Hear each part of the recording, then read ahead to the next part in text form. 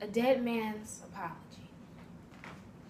The silence braced itself, ready for another trigger to break it fervently, with haste, with no questions asked. And there he lies, with the silence cracking among his brown-skinned body. His hands apologized for moving too hastily towards his back pocket. They promised there was only a wallet there. Officer Friendly promised he was only doing his job. Another day, another dollar. Another day, another body, dead.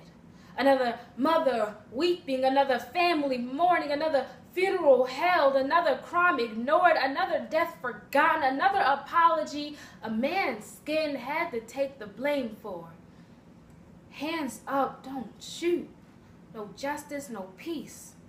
If we don't say it, who will? Are our words too aggressive for you? Too hostile for your liking? Do you want to clutch your purse a little harder? Or are you afraid of the truth that will lie between these words? The law does not recognize the culture of African ancestors within our skin, the heritage of kings and queens, the struggle to fight for our names back, the journey to fight for our minds back. They do not see the beauty within the pigment of our history. We've been trying to break these chains from our wrists, but you keep replacing them with handcuffs. The law sees a gangster, a thug, a thief, a nigger, a profile of an African-American male. He's 5'8" with jeans and a t-shirt.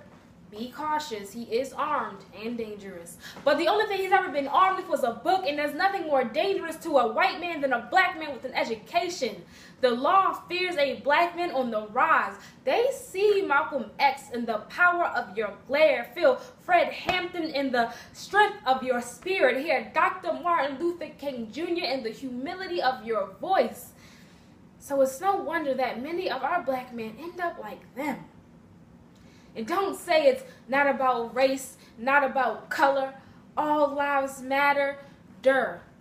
When we have to walk on broken glass of a broken history, a society where human sacrifices have to nurture the soil we live on. The law, the Constitution was never meant to protect us. We were never included.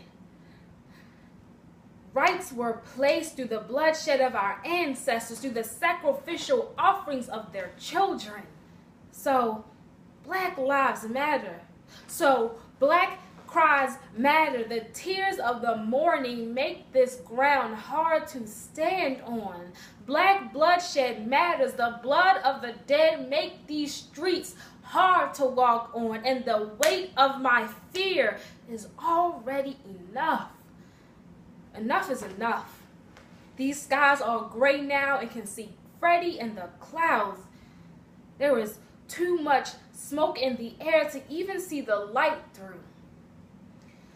And there he lies, with the silence cracking among his brown-skinned body. His tongue apologizes for not speaking up loud enough.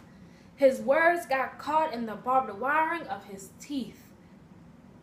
His eyes apologized for gleaming too hard. They promised they were only looking at the pavement, already envisioning the chalk outline of his ghost. His hands apologized for moving too hastily towards his back pocket. They promised they were only reaching for his wallet. His skin apologizes for the way it can come across to some people.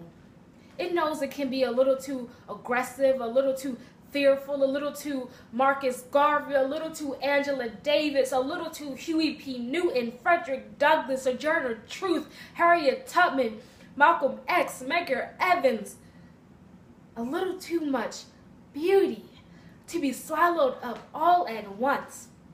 So it can only be regurgitated through the stares of disgust, minds of hatred and misunderstood, words of abomination and guns of bullets with no second thoughts, with no apologies for Emmett Tills and Trayvon Martins.